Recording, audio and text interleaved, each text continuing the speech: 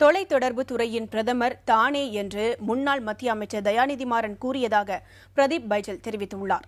தொலைத்தொடர்பு ஒழுங்குமுறை ஆணைய முன்னாள் தலைவர் பிரதீப் பைஜல் எழுதியுள்ள புத்தகத்தில் எப்படி பிரச்சினைகள் தொடங்கின என்ற பிரிவில் தயாநிதி மாறன் குறித்தும் குறிப்பிட்டுள்ளார். தொலைத்தொடர்பு துறையின் பிரதமர் தானே எனவும் தொலைத்தொடர்பு துறை தொடர்பான அனைத்து முடிவுகளையும் தானே எடுப்பதாகவும் மாறன் கூறியதாக பைஜல் குறிப்பிட்டுள்ளார். அவரது உத்தரவுகளை பின்பற்றாவிடில் கடும் விளைவுகளை சந்திக்க நேரிடும் என தயாநிதி மாறன் தன்னை மிரட்டியதாகவும் அவர் தனது புத்தகத்தில் கூறியிருக்கிறார். தொலைத்தொடர்புத்துறை அமைச்சராக பதவியேற்ற மாறன் 2003ஆம் ஆண்டில் தேசிய ஜனநாயக கூட்டணி அரசு பரிந்துரை செய்த தொலைத்தொடர்பு கொள்கை தொடர்பான அறிக்கையை சமர்ப்பிக்கக்கூடாது என தெரிவித்ததாகவும் தான் அதை ஏற்கவில்லை எனவும் கூறியுள்ளார். தயாநிதி மாறனின் பேச்சை கேட்டிருந்தால் 2G ஊழல் முறைகேட்டில் தொலைபேசி ஒழுங்குமுறை ஆணையமும் பொறுப்பேற்க வேண்டிய சூழல் ஏற்பட்டிருக்கும் எனவும் அவர் குறிப்பிட்டுள்ளார்.